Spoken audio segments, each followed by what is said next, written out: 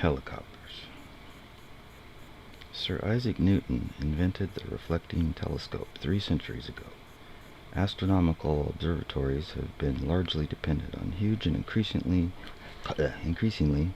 costly light-collecting mirrors made of aluminum-coated glass, but now a new generation of mirrors based on silvery liquid mercury promises to drastically reduce the cost of cutting-edge astronomy. The new mirrors are little more than rotating dishes containing small quantities of liquid mercury. It looks like a rather large quantity.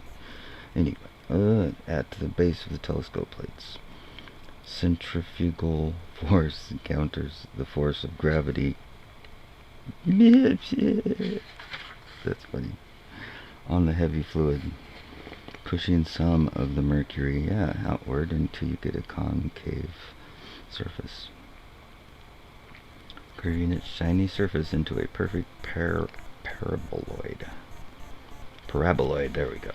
By adjusting the speed of rotation and hence the curvature of the mercury surface, the focal length of the mirror can be adjusted. New telescopes based on liquid mercury mirrors must look almost straight up in limitation for astronomical it could be mounted on a gimbal and then spun up and then put at angles, I would imagine. Scanning, searching for space debris, and probing the chemistry of Earth's atmosphere. A vertical view is adequate. Users of the new Mercury telescopes describe the quality of their reflected image as better than those of most solid glass mirrors. We are getting image quality from Mercury mirrors comparable to that of the glass mirror in the Hubble, says Hermano Iborra, PhD of the Université Laval in Quebec, a leading innovator in the development of spinning liquid mirrors. Best of all, a telescope with a liquid mercury mirror costs less than 1/100th. That's nice, 1/100th as much. Where'd they get all that mercury from? Probably from the lighthouses.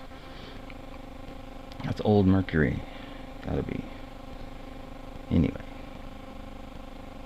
A telescope with a liquid mercury mirror costs less than 1/100th as much as a telescope with a conventional glass mirror. Yeah, because the mercury doesn't do anything. It's just you could pour it back out into a thing and use it for another purpose if you had one for it. Simple, like a mercury arc rectifier. Mercury mirrors in action.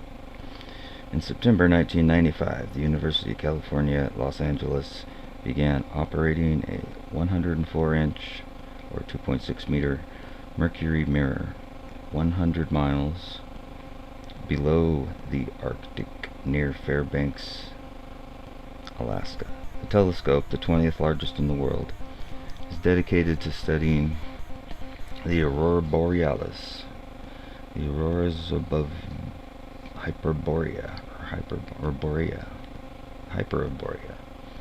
the northern lights, and the ionosphere, the region of the upper atmosphere where the aurora occurs. The telescope, say its builders, cost only $50,000, a small fraction of the cost of a telescope with a glass mirror of the same size. The UCLA telescope is partly financed by the U.S. military because they are a subsidiary of the U.S. Wrong thing. It may lead to new techniques for signaling submarines and probing battlefields for secret tunnels and bunkers. LIDAR. Use of the telescope will also study the interaction of pulses of radio beams with the ionosphere. That's HAARP, atmospheric heating.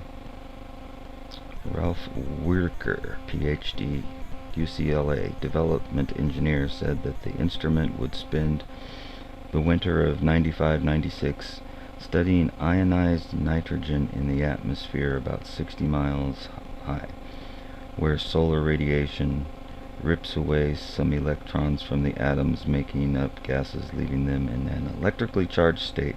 Is this perhaps why the charge is said to develop up there? for lightning strikes. A laser mounted near the telescope fires brief pulses of light upward, tuned to excite the ionized gas to emit a pulse of light of its own.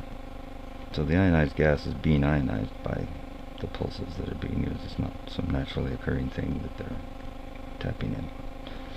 This return pulse is then collected by the Mercury Mirror Telescope, and its light is analyzed in terms of spectral composition. Several other Mercury Mirror telescopes are in operation. At Sunspot, New Mexico, the National Aeronautics and Space Administration, NASA, has completed a 118-inch, 3-meter diameter Mercury Mirror Telescope designed to collect images of space debris that might hit manned spacecraft with catastrophic results. The telescope can detect orbiting objects as small as 0.5 inch, 1 centimeter, across as they pass overhead. Damn. Pretty good, NASA. Pretty good. Well played. NASA Space Administration plans to build a similar telescope at the equator. I could think of some experiments you could do by comparing the view of those two. Since 1992, the University of Western Ontario at London, Ontario, has operated a 106-inch Mercury mirror in conjunction with an upward-pointing laser for atmospheric studies, which include the detection of changes in the protective ozone layer. I guess it's not the problem anymore. At Bora's laboratory, the 142-inch or 3.6 meter liquid mirror is under development, and Bora is collaborating with it's under development. Don't they just spin mercury in a tank and it becomes a paraboloid mirror? Okay, anyway. PhD of the University of British Columbia at Vancouver is building a gigantic 200-inch Mercury mirror instrument. This telescope will have the same light collecting power as the great 200-inch telescope at Mount Palomar, California, which is the third largest in the world. Russia has a gigantic one as well, and the Keck in Hawaii. Alright. The Keck, 393 inches, 10 meters in diameter, is the world's largest. Mercury mirrors are so accurate, Boris says, that one of them, a 59-inch, 1.5 meter reflector built in Belgium, is used as a reference standard for testing conventional glass telescope mirrors being sent into space by the European Space Agency. The idea of using a liquid mirror in the astronomical telescope is not new. I wonder if that's how they used them in lighthouses too. They said they floated them on the light on it, but it seems like it might work better as a magnifying mirror somehow. Anyway, Isaac Newton himself is believed to have thought of it. Of course, he's brilliant, if he was even real. But I digress. In 1908, Robert W. Wood, PhD of Johns Hopkins University in Baltimore, Maryland, built a primitive observatory with a spinning liquid mercury mirror. Who cares? Skip forward here. The mirror was turned by a pulley connected to an electric motor. By adjusting the motor speed, Wood could change. Yeah. Okay, that's how they work. Focus on the photographic plate mounted atop the pit system produced blurred images, but worked well enough to photograph the barely separated components of a double star, a bipolar star. The main obstacles delayed the further development of liquid mirror telescopes. One was that such telescopes cannot track their targets. They look straight up and can photograph stars and other celestial objects only as streaks, as Earth rotation carries the objects through their vertical fields of view. A second formidable problem was that the early bearings and motors used by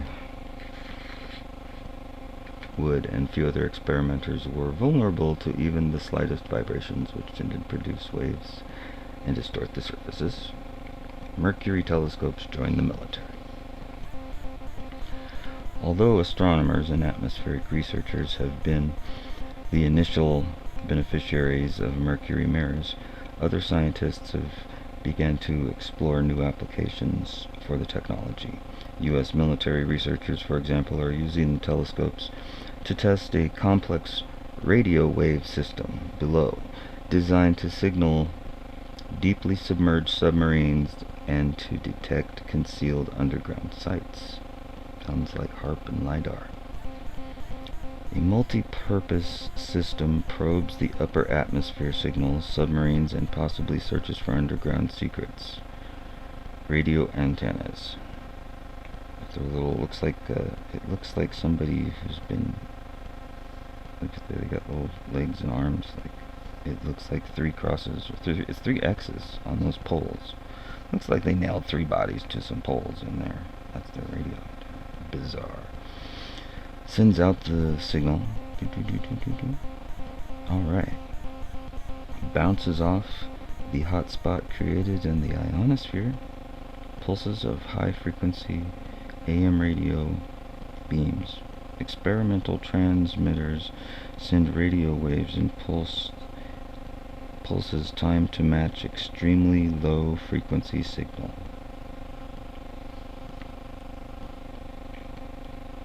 Mercury telescope below detects the resulting flash. Let's brief overview with that.